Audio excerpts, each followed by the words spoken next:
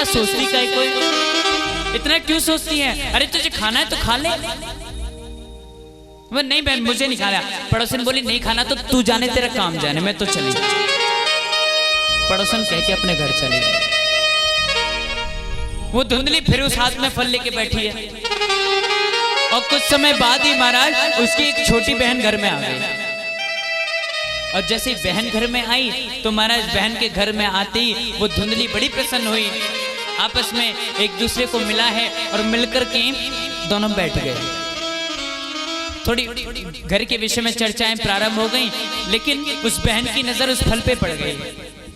और जैसे बहन की नजर फल पे पड़ी, तुरंत उस बहन ने पूछ लिया, अरे बहन ये फल कैसा, तेरे हाथ में ये फल कैसा है? तो धुंधली कहने लगी, बहन देख तू तो मेरी बहन है, तू देख तेरे जीजाजी मेरे हाथ में ये फल देके गए हैं और कह के गए अगर इसको खाएगी तो संतान जन्म लेगी। अब महाराज बहन भी थी तो धुंधली की ना, उसने कहा अरे बहन तू तो समझदार है, देख जीजाजी तो बड़े भोले हैं, तू तो समझदार है ना, एक बात बता, खावे पहरे ओढ़े। धुंधली ने बता दिया था ना कि ये फल उनको किसी महात्मा ने दिया, तो वो उसकी बहन कहने लगी कि खावे पहरे ओढ़े ये जोगी अवधूत। अरे बहन कहूं फलन ते तने होते देखे पूत। अरे इन महात्माओं की क्या है, इन संतों की क्या है, ये तो खाते हैं पहनते हैं और कहीं भी जाकर के अपना सो जाते हैं। इनका भरोसा मत कर। अरे तू तो समझदार है, तू तो जानती है कई फलों से पूत होते हैं, कई संतानें होती हैं। धुंधली कहने लगी हाँ बात तो तूने सही की बहन, फलों से कभी संतान नहीं होती, लेकिन अब मैं क्या करूं? तो बहन कहने लगी कि देख बहन तेरे घर में खाने को बहुत है, लेकिन खाने वालों की कमी है, और मेरे घर में खाने वाले बहुत हैं लेकिन खाने को नहीं है।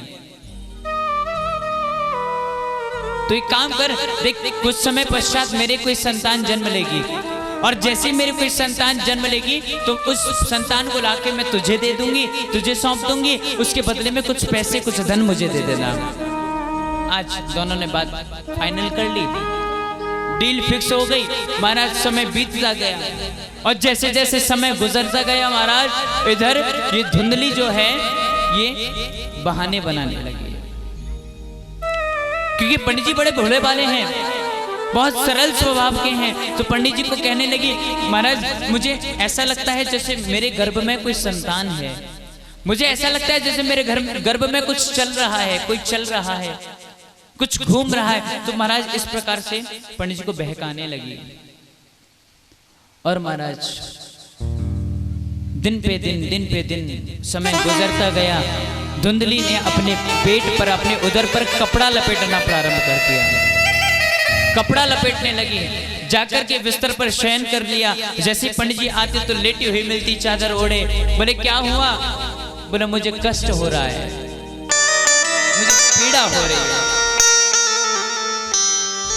महाराज पंडित जी तो बड़े प्रसन्न हो रहे थे कि देखो वो महात्मा जी का फल काम कर गया, बड़े खुश हो रहे हैं पंडित जी। और महाराज ये जो फल था ना, ये फल परीक्षा के लिए धुंधली ने गाय को खिला दिया, क्योंकि उसके लिए बेटा तो उसकी बहन लेके जाती, और जो फल था उसका क्या करते, इसलिए परीक्षा के लिए गाय को खिला दिया। अब महाराज इधर ये समय गुजरता गया। एक दिन की बात है, आधी रात हो रही थी, पंडित जी थके हारे घर में आए थे, गहरी नींद में सोए हुए थे महाराज। मत्थम मत्थम बरसात हो रही थी, काले बादल पूरे नगर पर छाए हुए थे महाराज। और बादलों की गड़गड़ाहट में उसकी जो छोटी बहन थी वो अपने आंचल से छुपाए हुए एक नव शिशु को लेकर के आई। आधी रात में उस शिशु को धुंधली को थमा दिया, बदले में पैसे लिए, और आधी रात को पैसे लेके चली गई। और महाराज धुंधली ने शिशु को अपने पास में लेटा लिया, अपने पास में लेटा लिया। और जैसे सुबह हुई, सुबह होते ही शिशु को थोड़ा सा नोच दिया, और जैसे ही शिशु को नोचा है, बालक को नोचा है, बच्चे ने रुदन करना प्रारंभ कर दिया, रोना प्रारंभ कर दिया। और जैसे ही बच्चे के रोने की आवाज आई, जो पंडित जी गहरी नींद में सो रहे थे उनकी आंख खुल गई। और जैसे ही महाराज आंख खोली, दौड़ करके आए, उन्होंने देखा कि उनकी पत्नी धुंधली के पास में एक छोटा सा सुंदर सा शिशु लेटा हुआ। पंडित जी तो बड़े प्रसन्न हुए महाराज, बहुत खुश हो गए। अब तो उनके पैर धरती पर न टिके, फूले नहीं समा रहे। पंडित जी बहुत प्रसन्नता का अनुभव हो रहा है, नाच रहे हैं, कूद रहे हैं। अब तो महाराज ये घर को छोड़ करके बाहर गली में आ गए, और गली में आने के बाद में नाचने लगे, झूमने लगे, हल्ला मचाने लगे। देखो देखो, मेरे घर में भी किलकारियां गूंजेंगी, मेरे घर में भी एक छोटा लाला आ गया है, अब मेरे घर में भी शिशु की रोने की आवाज आएगी। मैं तो बड़ा सौभाग्यशाली हूं जो मेरे घर में संतान जन्म लेके आई। बड़ा प्रसन्न हो रहा है पंडित जी। एक दो दिन बीते महाराज, समय गुजरा, सब में बधाइयां बांटी गई। इधर जो संत के माध्यम से फल आया था, वो फल गाय को खिलाया गया था, तो उस फल के प्रभाव से गाय ने भी एक सुंदर से पुत्र को जन्म दिया। और वो पुत्र भी कोई साधारण नहीं। देखो, फल आया था मनुष्य के बच्चे के लिए, और खिलाया किसको गया? गाय को। और जब वो मनुष्य के हिस्से का फल गाय को खिलाया गया, तो फल के प्रभाव से जो गाय से जिस बच्चे ने जन्म लिया, उसका जो शरीर था वो तो मनुष्य का था, लेकिन गर्भ से गाय के से जन्म लिया है, इसलिए उस बच्चे के जो कान हैं वो गाय के बन गए, जिससे कि उसका नाम, उस बालक का नाम ही गोकर्ण पड़ गया। बोले गोकर्ण जी महाराज की जय। महाराज प्रसन्नता का ठिकाना नहीं रहा पंडित जी का। इतने प्रसन्न कि मेरे घर में अभी तक एक भी संतान नहीं थी, अब दो दो संतानें आ गई। बहुत प्रसन्न है। नामकरण संस्कार होने लगा, बच्चे के नामकरण करने की बारी आई। पंडित जी भी बच्चे को लेके बैठे हैं, साथ में धुंधली मैया बैठी है। पंडित जी ने गोकर्ण का नाम तो गोकर्ण रख दिया, क्योंकि कान गाय जैसे हैं। अब बारी आई अपने बेटे के नाम रखने की। सो महाराज आज पंडित जी कहने लगे, सुनो, हमारा नाम है आत्मदेव, इसलिए हमारे बच्चे का नाम होगा परमात्मा देव। इतने में धुंधली बोल पड़ी। बोले वाह वाह वाह महाराज, गजब कर रहे हो। बोले क्यों, क्या हुआ? बोले महाराज एक बात बताओ, 9 महीने कष्ट सहे हमने, पीड़ा सही हमने, और जब नाम धरने की बारी आई तो नाम अपने से मिलता जुलता? बिल्कुल नहीं, हम नहीं होने देंगे। बोले अच्छा देवी तुम ही बता दो। बोले सुनो, हमारा नाम है धुंधली, हमारे बेटे का नाम होगा धुंधकारी।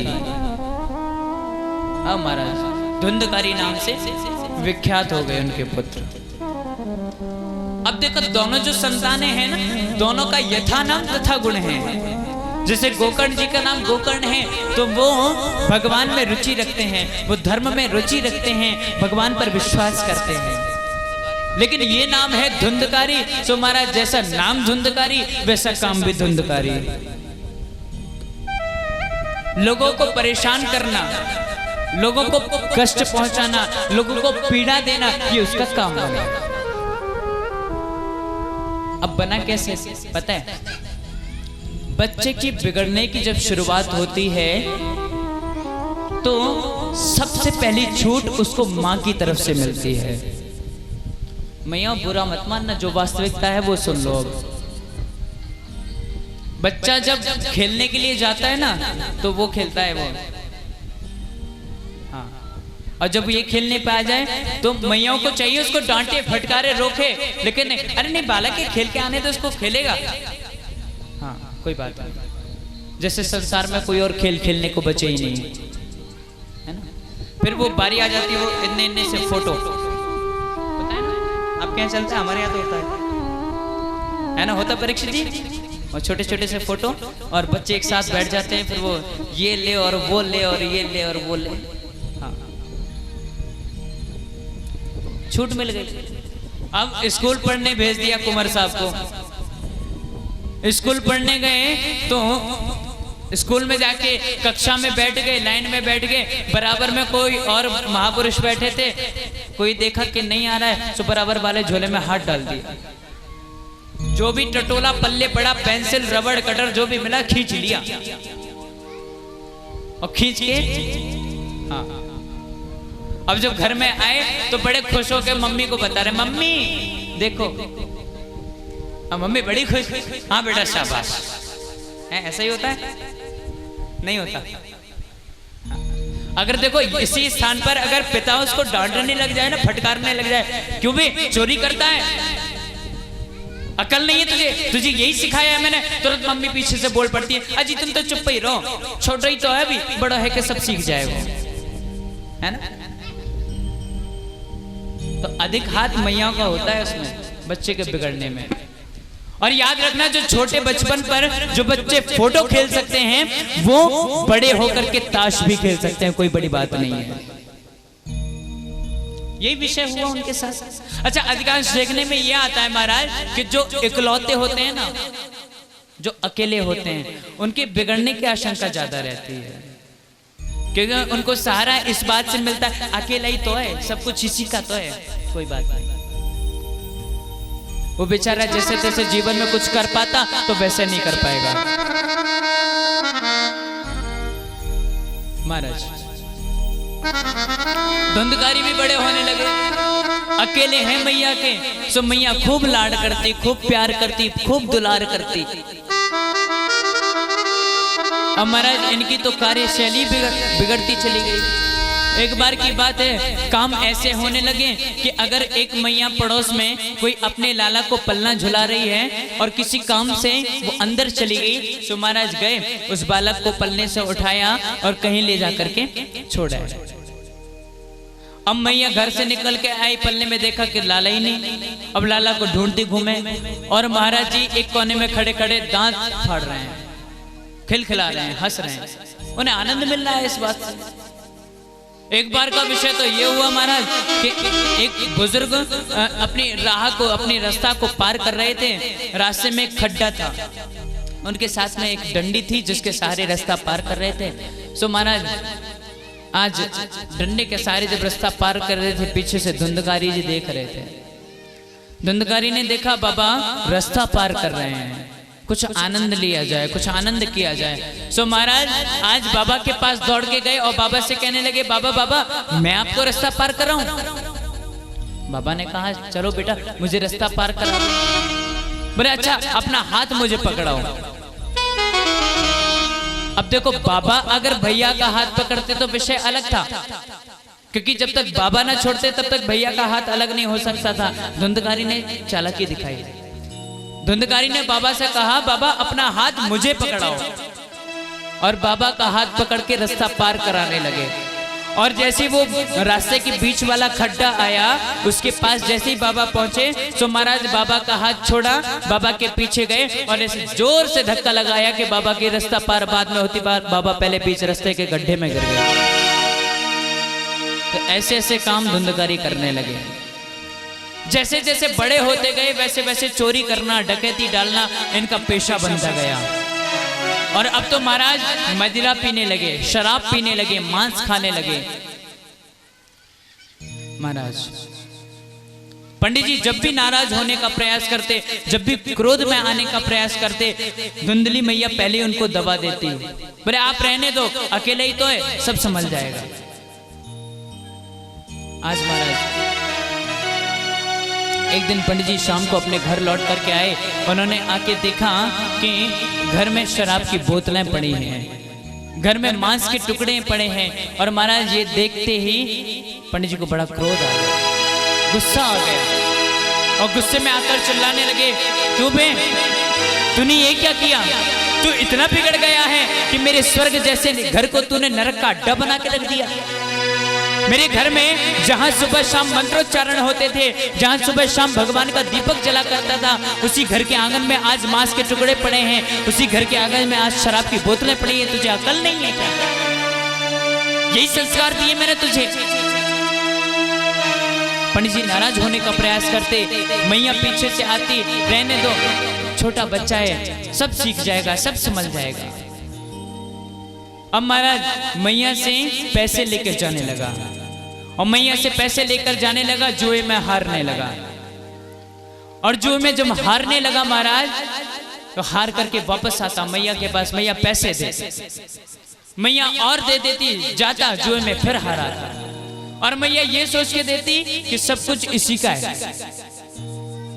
और एक समय वो आया मैया कि जितना भी घर में धन था वो सब एक दिन हार गया, सब सपाट कर दिया। अब शराब के नशे में है, मांस खा रखा है और दौड़ करके आधी रात को आया, आकर के माँ को जगाया, माँ उठ।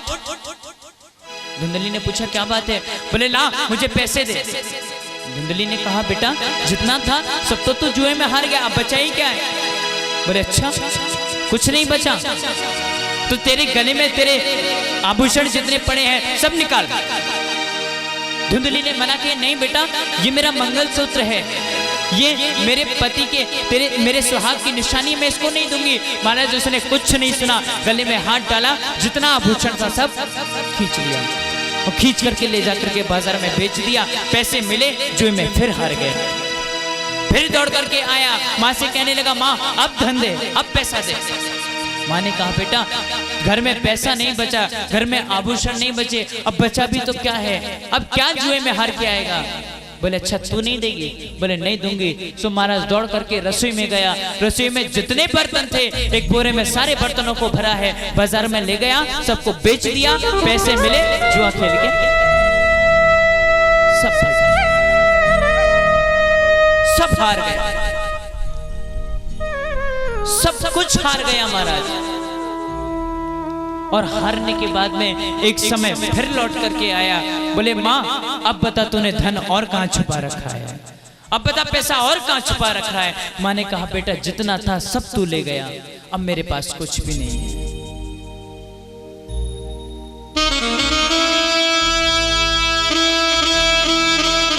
इतनी विषय की बात चली नहीं थी, पंडित जी घर में प्रवेश कर गए। पंडित जी ने देखा कि माँ पर बेटा चिल्ला रहा है। सो महाराज पंडित जी को गुस्सा आ गया, गुस्से में आकर के पंडित जी ने डांटना प्रारंभ कर दिया। बोले तुझे अकल नाम की चीज नहीं, तुझमें संस्कार है कि नहीं? तू आखिर संतान है तो है किसकी?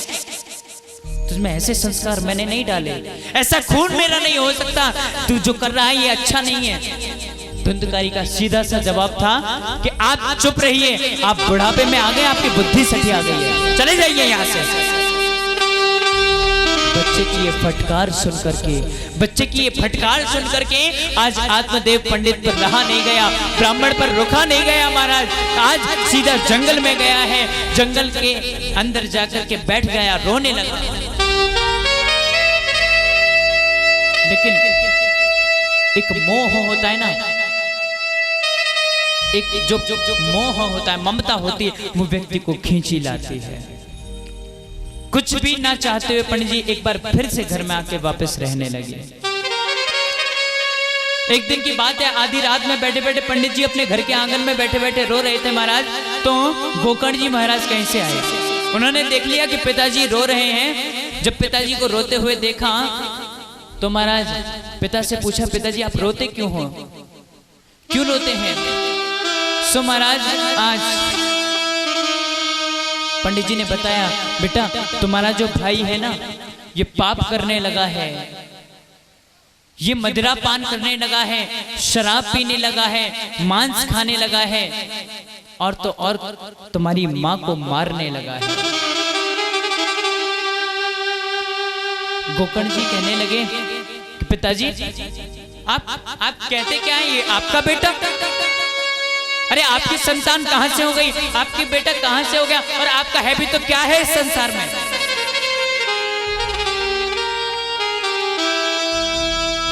पंडित जी ने कहा बेटा ऐसा क्यों बोलते हो?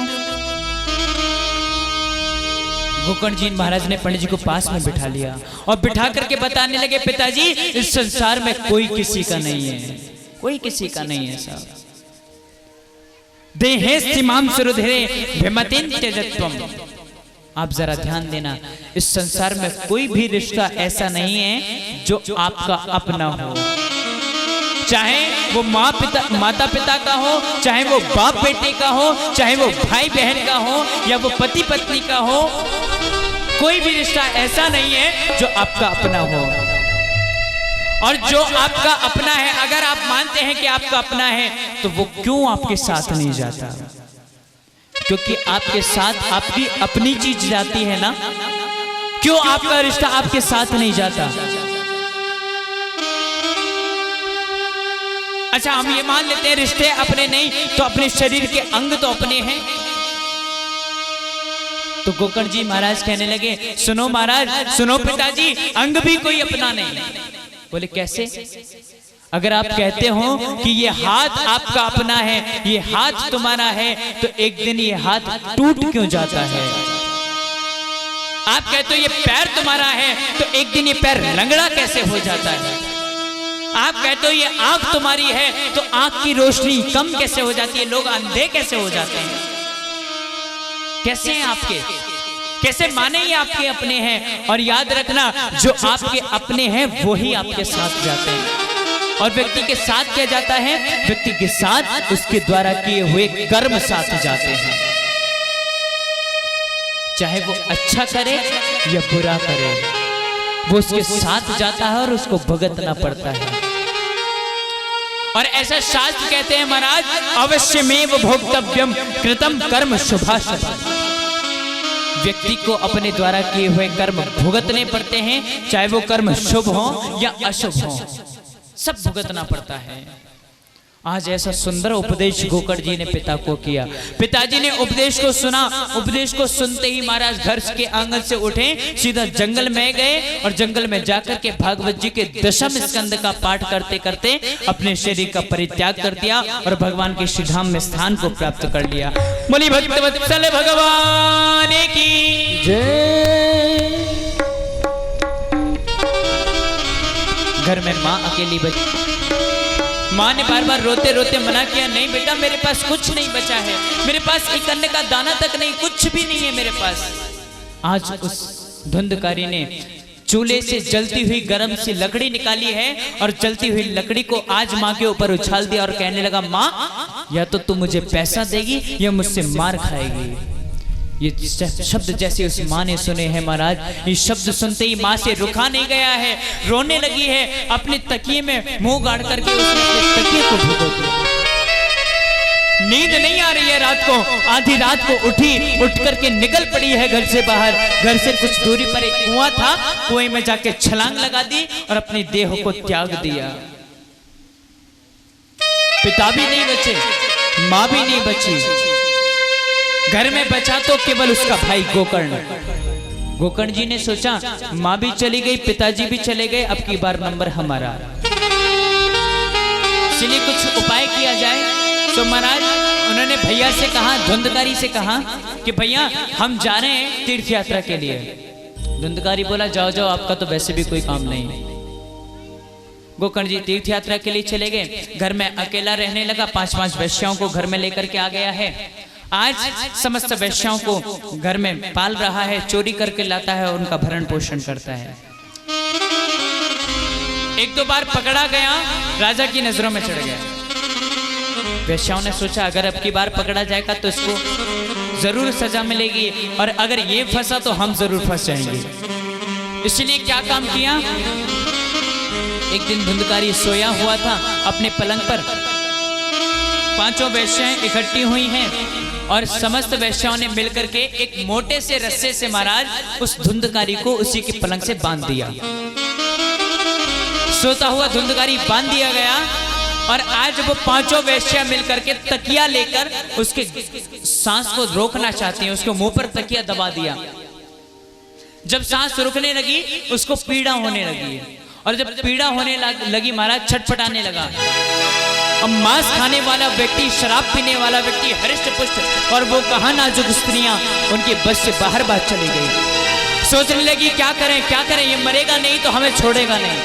महाराज एक वैश्या दौड़ कर गई है, चूल्हे में जल रही अग्नि में से कुछ अंगारे भर लिए और अंगारे किसी बर्तन में भर करके लाई। एक वैश्या ने उसका मुंह खोल लिया और वो जलते हुए अंगारे आज उसके मुंह में पलट दिए, और जलते हुए अंगारे जैसे मुंह में गिरे तड़पने लगा है, पीड़ा होने लगी है, कष्ट होने लगा, और तड़पते तड़पते आज महाराज उसने शरीर का परित्याग कर दिया, अपने शरीर का परित्याग कर दिया। सारी वैश्याओं ने जितना पैसा था सब लपेटा और सीधा अपने घर को भाग गई। उस धुंधकारी को उसी घर के आंगन में गाड़ दिया। कुछ समय पश्चात गोकर्ण जी लौट करके अपने तीर्थ यात्रा से आए। उन्होंने देखा शाम के समय में आंगन में घर में कोई नहीं है, थोड़ा सा भाग साफ किया है, आसन बिछाया, समाधि के लिए बैठ गए। भगवान के लिए भजन करने के लिए बैठे हैं महाराज। नेत्र जैसे ही बंद किए, आंखें जैसे ही बंद की, उनको आभास हुआ कि कोई एक बड़ी सी परछाई उनकी तरफ दौड़ी चली आ रही है। क्योंकि जहां पर महाप्रेत, पिशाच आदि का प्रकोप होता है, वहां अन्य अन्य घटनाएं ऐसी होती हैं। गोकर्ण जी महाराज ने जैसे देखा कि मेरी ओर कोई छाया दौड़ती आ रही है, गोकर्ण जी की आंख खुल गई और कुछ देर खोले रखा। कुछ समय पश्चात फिर आंखों को बंद किया तो अब की बार गोकर्ण जी ने महसूस किया कि बड़ा सा विशालकाय हाथी मेरी तरफ दौड़ा चला आ रहा है। आंखें फिर खुल गईं।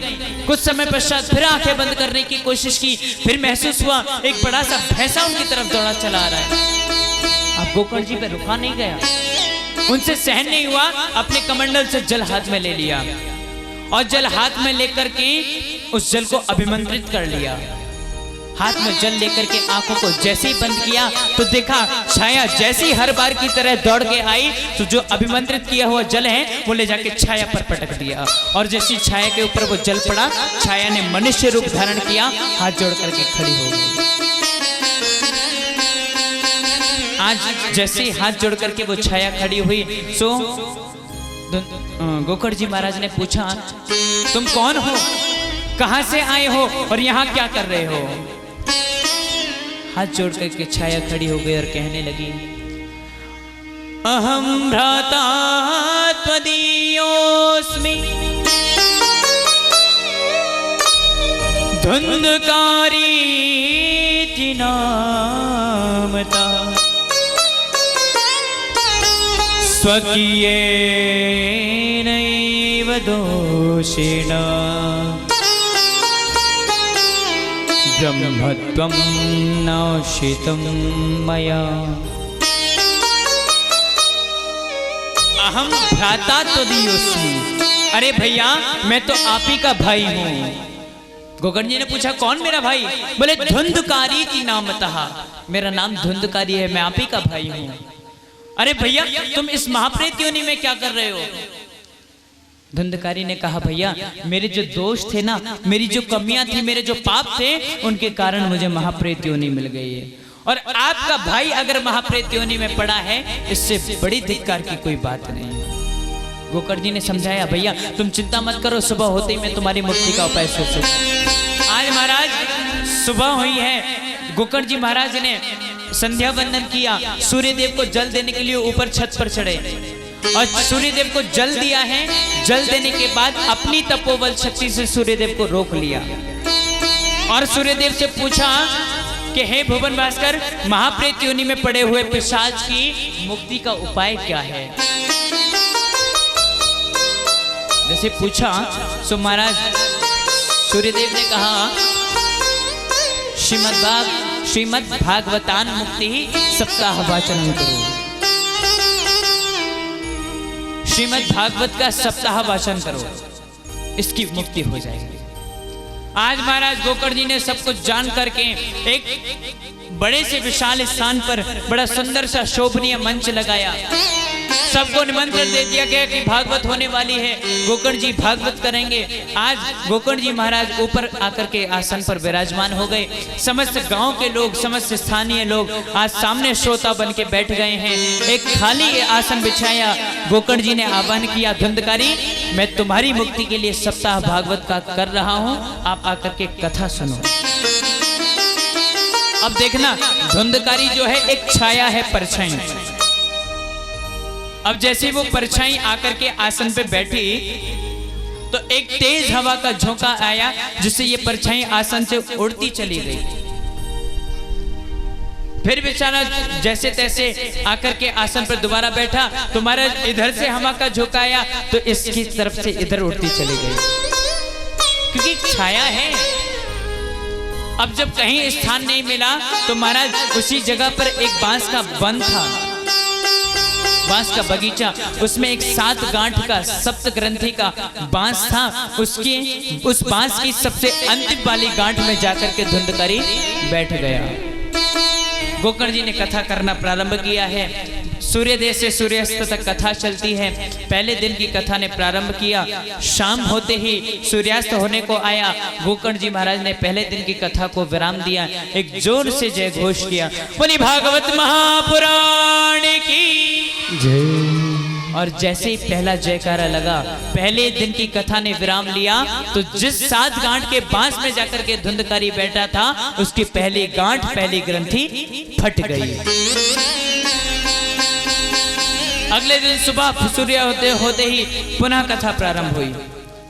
सारे दिन कथा चली है। शाम होते ही जैसे कथा ने विराम लिया, गोकर्ण जी ने फिर से जय घोष किया, बोले भक्तवत्सल भगवान की जय। दूसरी ग्रंथि भी फट गई और महाराज तीसरे दिन की तीसरी ग्रंथि फटी, चौथे दिन में चौथी ग्रंथि फटी। इसी प्रकार से 7 दिन तक जैसी कथा चली, 7वें दिन जाकर के गोकर्ण जी ने अंतिम और समय अनुसार अंतिम जय घोष किया है और भक्तवत्सल भगवान की जय। 7वीं गांठ फटी है महाराज। उस बांस में से एक देव रूप धारण करके एक महाप्रेत एक सुंदर सा रूप लेकर के अंदर से प्रकट हुआ है। गोकर्ण जी जैसे ही उसका दर्शन किया, हाथ जोड़कर खड़े हो गए। अरे भैया कौन है आप? वो धुंधकारी कहने लगा, भैया मैं आपका भाई धुंधकारी हूं। गोकर्ण जी ने पूछा, अच्छा तुम तो महाप्रेत योनि में थे। धुंधकारी कहने लगा, प्रभु आपके द्वारा कही हुई कथा के माध्यम से ही मेरी मुक्ति हो गई, मेरी मुक्ति हो गई है महाराज। इतनी बातें हो ही नहीं थी, भगवान से के धाम से विमान आ गया। विमान में धुंधकारी चढ़ने लगा। गोकर्ण जी ने रोक दिया, अरे रोको, ऐसे कहां जा रहे हो, कहां लेके जा रहे हो इसे? तो भगवान के दूतों ने बताया कि भैया हम तो इसको भगवान के धाम लेके जा रहे हैं, इसकी मुक्ति हो गई है। गोकर्ण जी ने कहा, सुनो, यहाँ पर श्रोता केवल अकेला ये धुंधकारी थोड़ा ही था, यहाँ तो बहुत सारे श्रोता बैठे थे। अगर विमान लेके ही आना है तो सबके लिए लेके आओ, इसके लिए अलग से क्यों? तो वो भगवान के दूत कहने लगे, प्रभु केवल कथा को सुन लेना और सुन करके प्रसाद लेकर के घर जाकर फिर अपने कार्यों में व्यस्त हो जाना, यही कथा नहीं होती है। और ऐसी कथाएं भी महाराज कभी प्रभावी नहीं होती। अगर हम चाहें कि हमारे यहाँ की हुई कथा प्रभावशाली हो, तो सबसे पहला नियम है कि आप कथा को सुने। सुनने के बाद आप अपने घर जाएं तो आपको जो जो बातें यहाँ से बताई गई हैं उनको सोचें, मनन करें। और आप जब सोचेंगे उन बातों को, तो उनमें से दिन भर में से, ज्यादा नहीं कहते, दिन भर में से मात्र एक बात को अपने जीवन में उतार लो। मात्र एक बात को अपने जीवन में उतार लो, तो एक समय वो भी आएगा कि आप सबके लिए भी विमान आ सकता है।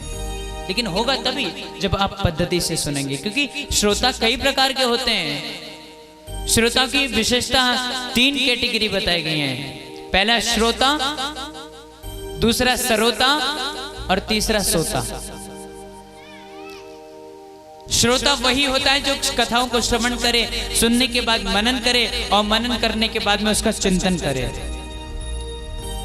दूसरा होता है सरोता। सरोता जिसकी विशेषता कल हमने बताई। बोले सब कुछ ठीक है, पांडाल ठीक नहीं है, सब कुछ ठीक है, मंच संगीत वाले ठीक है महाराज जी, ये कुछ विशेषता होती है। और कथा में भी आएंगे तो सुपारी काटते हुए, खुद तो सुनेंगे ही नहीं, बराबर वाले को बिठा के देखने ठीक सा नहीं लग रहा, क्या बोल गए भी महाराज जी, क्या शब्द बोल दिया, ये अच्छा नहीं लगता यहाँ से बोलना है? मतलब खुद तो सुनेंगे भी नहीं, जो बराबर में बैठा है उसका भी और दुर्भाग्य कर रहे हैं। ये होते हैं सरोता।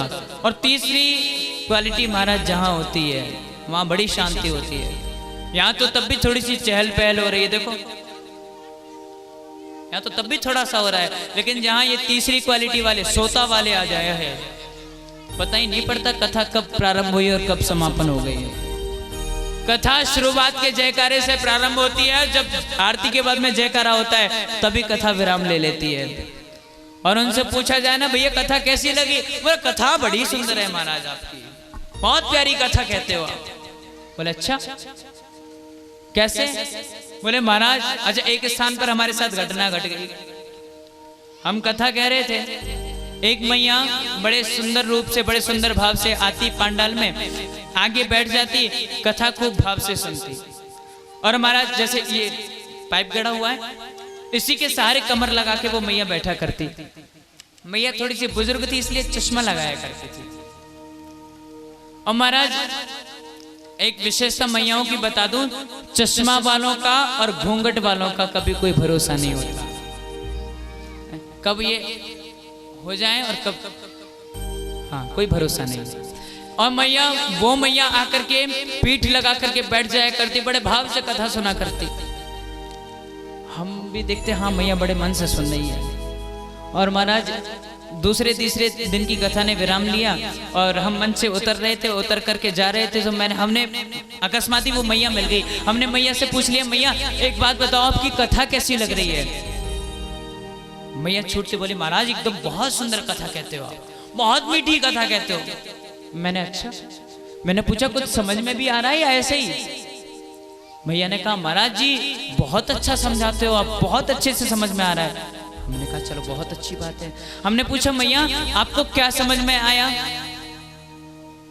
मैया कहने लगी महाराज जी और चीजों की तो ना पतो, लेकिन आप जब कथा सुनाने बैठो ना, देखो हमारी एक बात है आपको बता रही हैं। हमने पूछा हाँ बताओ। बोला हम अपने घर में जब रात को सोने जाती हैं ना तो नींद की गोली खाती हैं, और महाराज जब हम नींद की गोली खा लेती हैं तो हमको नींद की गोली खाने के बाद भी नींद नहीं आती। लेकिन महाराज जी जब हम आपकी कथा में आके बैठती हैं तो ऐसी प्यारी नींद आती है कि सारी रात भर की थकान यही 3 घंटे में उतर जाती है। हमने कहा बहुत सुंदर मैया, आप जैसे श्रोता हर जगह मिले। एक बार प्रेम से कह दो हाँ महाराज। तो ये जो अंतिम श्रेणी वाले श्रोता जो होते हैं ना, जहां मिल जाए बड़ी शांति रहती है। बोली राधा रानी सरकार की जय।